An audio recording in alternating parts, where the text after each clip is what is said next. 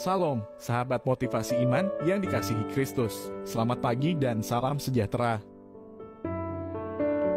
Pembacaan Alkitab hari ini terambil dari Daniel pasal yang ke-9, ayat yang pertama sampai dengan ayat yang ke-5, lalu dilanjutkan dengan ayat yang ke-17 sampai dengan ayat yang ke-19.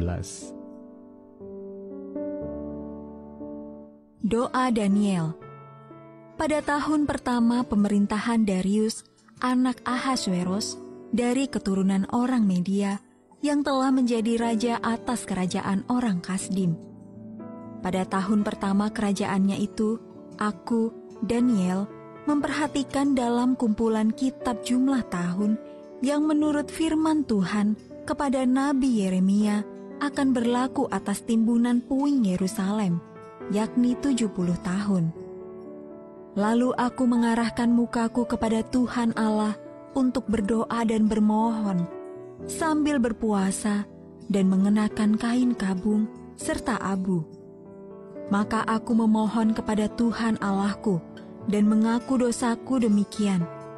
Ah Tuhan Allah yang maha besar dan dahsyat, yang memegang perjanjian dan kasih setia terhadap mereka yang mengasihi Engkau serta berpegang pada perintah-Mu.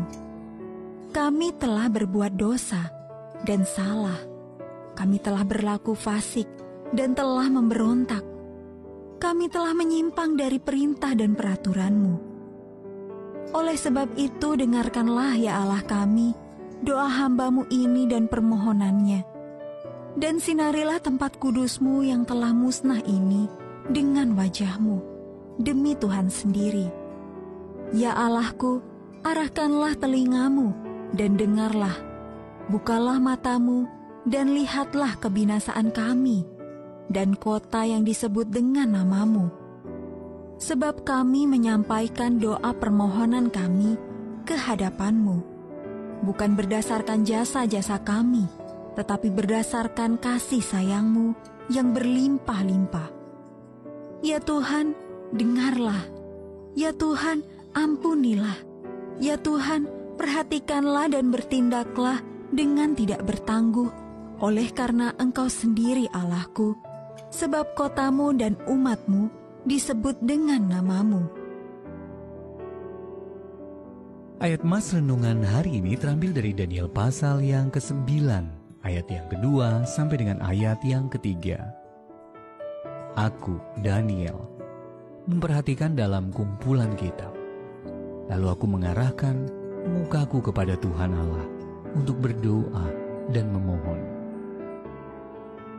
Judul renungan kali ini memohon kepada Allah. Pada suatu pagi, doa bersama keluarga ditutup dengan pengumuman yang mengejutkan. Segera setelah ia mengucapkan amin, Caitlin, anaknya yang berumur 5 tahun berkata, "Aku tadi berdoa untuk kakak, karena kakak tidak tutup mata waktu kita berdoa.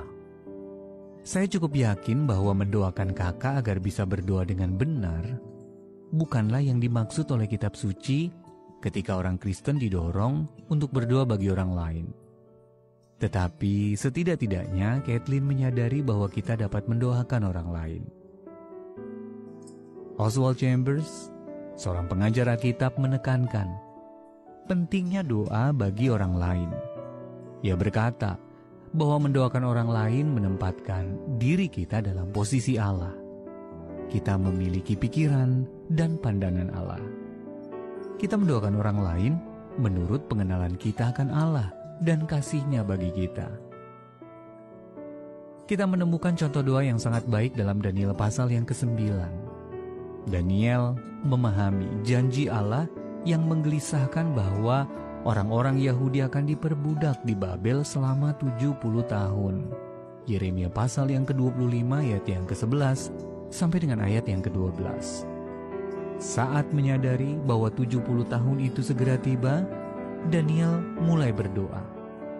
Ia menyebut tentang perintah-perintah Allah, merendahkan dirinya, meninggikan karakter Allah, mengakui dosa, dan bergantung kepada belas kasihan Allah sembari menaikkan doa permohonan bagi bangsanya.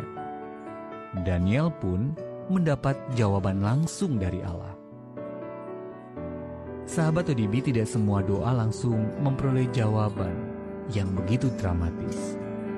Tetapi bersyukurlah karena kita dapat datang kepada Allah dengan membawa orang lain dalam doa dengan sikap yang percaya dan bergantung penuh kepadanya. Sahabat ODB, saat berdoa bagi orang lain, bagaimana Anda dapat mencari dan mengenali maksud serta sudut pandang Allah? Bapa Surgawi, tolonglah aku untuk lebih mengenal-Mu, agar ketika aku berdoa bagi orang lain, aku dapat menyaring permohonanku melalui pengenalanku